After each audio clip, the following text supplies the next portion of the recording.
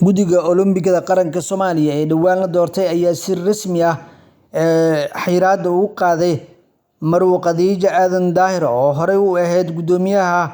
xiriirka ciyaaraha fudud ee dalkeena Soomaaliya oo hadda la filayo inay markaasi sii ambaqaado howlaha xiriirka ciyaaraha fudud ee dalkeena Soomaaliya.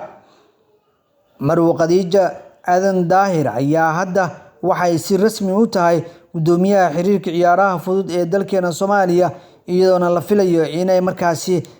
howlaha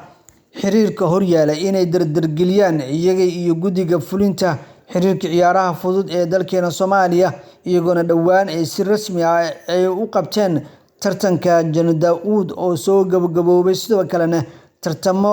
aad u ballaaran ayaa la filayaa inay ka sii ambaqaadaan gudaha dalka Soomaaliya tartamadaas oo ay markaasi qayb ka noqon doonaan horyaalka iyo tartamo kala duwan oo dalka lagu qaban doono iyo mid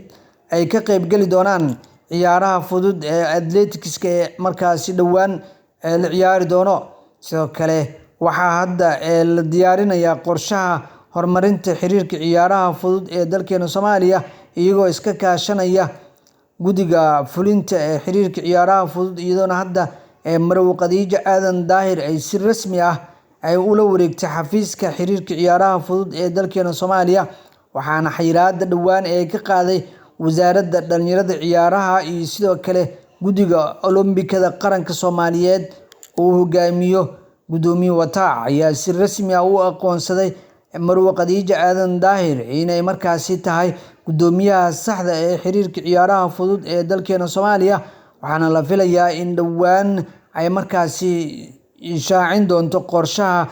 soo socda ee lagu horumarinayo ciyaaraha fudud ee dalkeena Soomaaliya iyadoo horey u ahayd shaqsiga kaliya ee u huray in markaasi tartanka kala duwan iyo sidoo kale xiriirkan ay markaasi magac weyn u geysay dalkeena Soomaaliya iyadoo tartamo waaweyn ay ka qayb galeen inta ay markaasi maamuleysay xiriirka ciyaaraha fudud ee dalkeena Soomaaliya.